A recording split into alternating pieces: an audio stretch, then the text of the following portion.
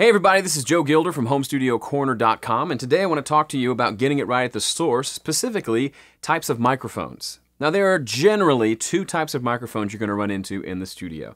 The first is a dynamic. This is a Shure SM57. The second is a condenser. This happens to be an Earthworks SR25 small diaphragm condenser. Now, why would you use one over the other? Now, there are other types of microphones, like ribbon microphones, for example, but these are generally the two types you're going to run into the most. So that's what we're going to talk about today. Now, why would I choose a dynamic mic? Well, dynamics do typically two things. They don't have a lot of high frequency response, and they don't pick up a lot of detail. Now, I'm not making a very good case for a dynamic, but they're actually great for a lot of different types of sources. Guitar cabinets, sometimes vocals can be great. A good reason to use a dynamic is A, because you've tried it and it sounds good, but also B, because you're looking for something that's not going to capture too much detail, too much high end. You want it to kind of be a darker, richer sound, okay? So dynamics are great.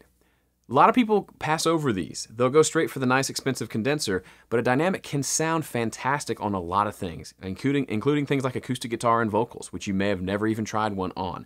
I would encourage you to spend time with it in the studio and get to know what it sounds like and the things it sounds good on and the things it doesn't sound that great on. Secondly, condenser. There's both small diaphragm and large diaphragm condenser mics available.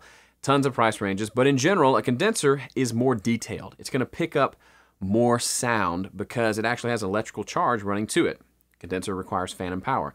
So you've got this charged plate that's very sensitive to any change in the sound waves. So it can pick up higher frequencies than a dynamic, and it's going to pick up more detail than a dynamic microphone. So I like condenser mics specifically for things like acoustic guitar, where there's a lot of detail and nuance, or maybe a big piano. I want to pick up everything and I want to capture the full frequency range.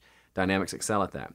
You'll use these a lot on vocals, acoustic instruments. You can use them on really anything. These both can be interchangeable on any type of source, but you just have to know they're going to give a very different sound.